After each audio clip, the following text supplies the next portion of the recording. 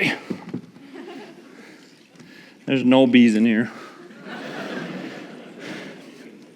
I get really curious about things, and I've absolutely loved the process of doing TED Talks and being involved in developing the ideas with the different speakers today, and it's been an absolute joy.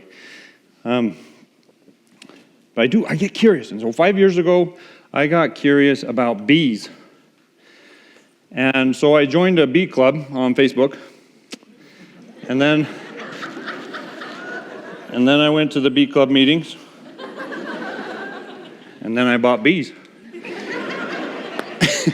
And bees, when you buy bees, they come in 4-pound packages, and it looks like a package like this. So if you can imagine that with 4 pounds of bees in it, and I'm told there's about 15,000 bees in 4 pounds. That's a lot of bees. The day came for me to go pick up my bees, and I told my wife that I bought bees.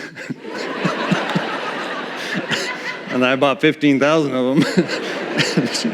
and she's really a gentle person. And the look on her face, like we'd been married for a while at the time, but look on her face, I could read it at that point, and the look on her face said, "That's a family decision." You need to talk to me before we buy bees.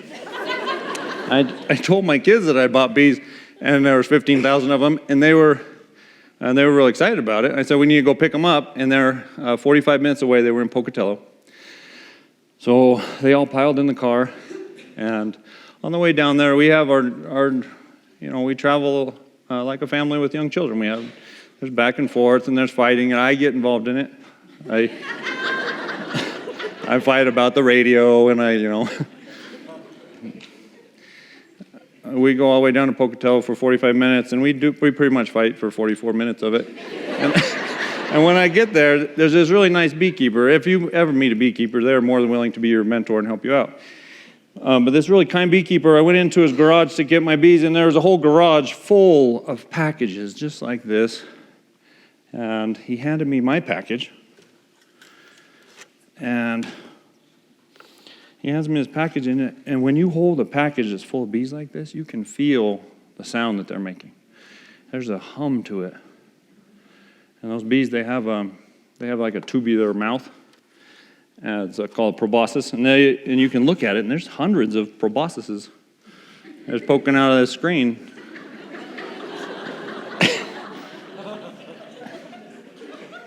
And I love those bees. I took them and I put them in the car. Where the drinks, you usually put your drinks.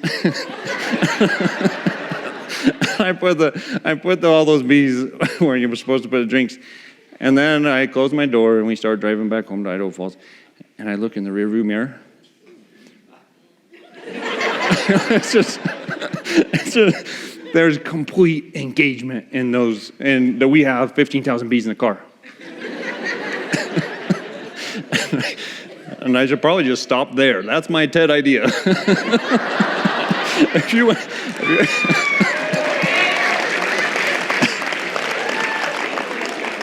We got home, and I put the bees on a desk, and then I looked up on YouTube. I kid you not. This is living in the 21st century. But I look up on YouTube, how to put bees in hive.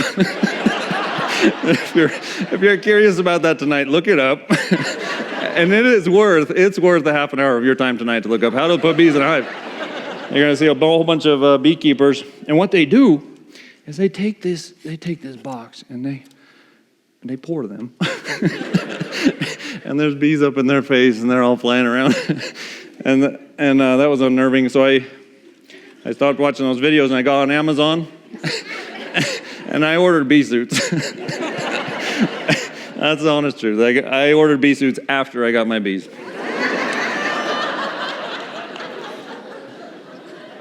Our bee suits came, and my kids and I, we were excited to put them in the hive, and so we put on our bee suits, and we're going out to the hive, and I'm thinking this is going to be a good family experience, because here we have a stressful situation. I'm going to show my children how to deal with a difficult situation,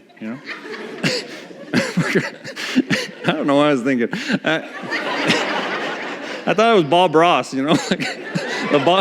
Bob brought some beekeeping. It's like, let's go put our happy little bees in their happy little hive. And we go out there, and we put our bees on the ground, and then the queen, she has her own little protective box. The other bees will actually attack her and kill her until they recognize her as their queen. And so, but she's protected at the time. So we carefully, my daughter and I, we carefully took that queen bee out, and we put her in the hive. We put her in there carefully, and then it still had a cap on it. And then we look at each other.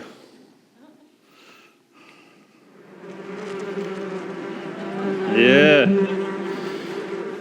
And we start pouring them, and then they're agitated, and they're coming up in our face. So we're,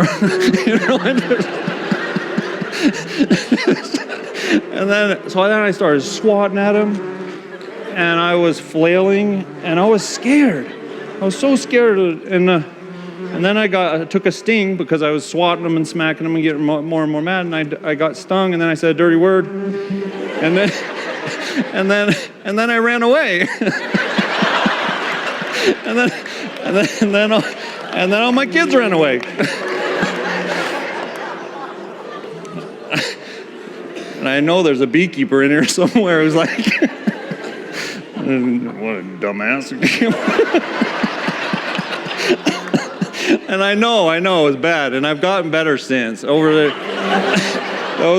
The bees lived, they survived, they're resilient, and they lived, and over the years I learned some lessons in taking care of those bees. And the first thing I learned, let's turn that off. First thing I learned in taking care of bees is that when you open up a hive of 60,000 bees, you are fully engaged in that present moment. I'm a high school teacher, and I shared this over the week. I was like preparing to give this talk, and so I was sharing it with my students, and they laughed like that too. Like I was trying to be serious. Like, you really are. Like, I even had a kid this week. He's like, Smith, you don't need a TED talk about that.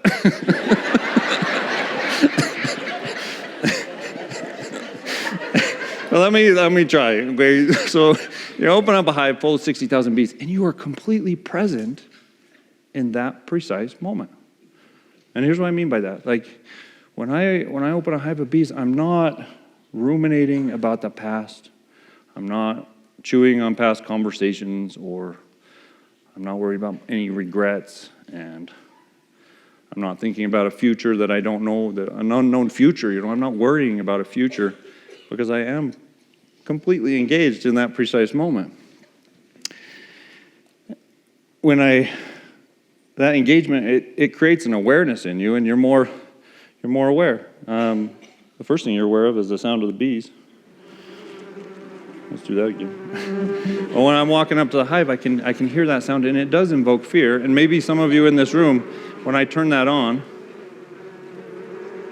that can invoke a feeling of insecurity in us, even though we're perfectly safe in here. But that sound can invoke insecurity and fear. And I've been keeping bees for 5 years, and I still feel insecurity when I go open a hive of bees. But I found that even though I have an impulse to run and swat, even though I have that impulse, I found that I don't have to be reactive.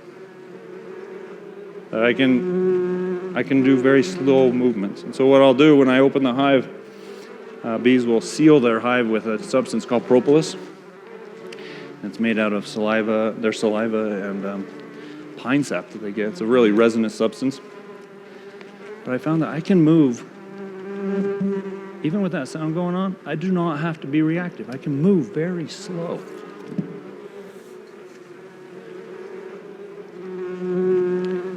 When I get that lid off on the top, on these top frames, there's usually thousands of bees on the top here. And I found that when I'm taking care of them, I'm working over them, and sometimes I'll accidentally breathe on them. And when you do that, it makes bees mad.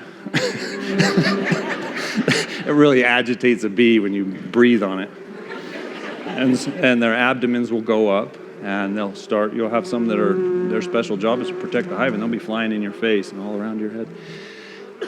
But what I found, and this is completely on accident, but what I found is that I take fewer breaths and deeper breaths. So it's something like this.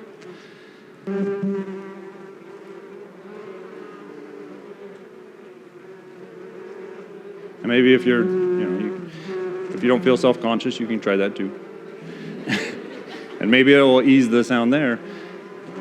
That focus on slow movements and that focus on my breathing naturally calmed my mind. And I haven't studied Eastern religions or meditation or yoga, and I don't have any experience there, but I like to imagine that that's something that you find in those practices as well. That when we can choose to be reactive, or we can choose to slow down, focus on something simple like our breathing. So I found that really helps me. And with a calmer mind, I can appreciate, become more aware of other things. I love the smell of a beehive.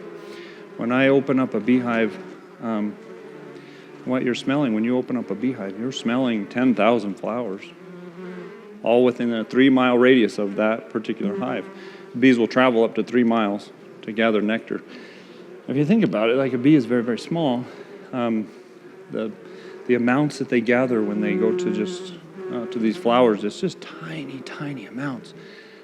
And the trip to go get the honey is quite perilous for the bees. And over the course of the summer, you'll see, it'll wear on them a little bit. They'll beat up their wings. It shortens their lives. And the bees that gathered that honey, something beautiful to me is that the bee that actually gathered that honey isn't going to be the bee that enjoys that. It's honey for time of dearth or time when they go without in the winter. So that's kind of a beautiful thought to me.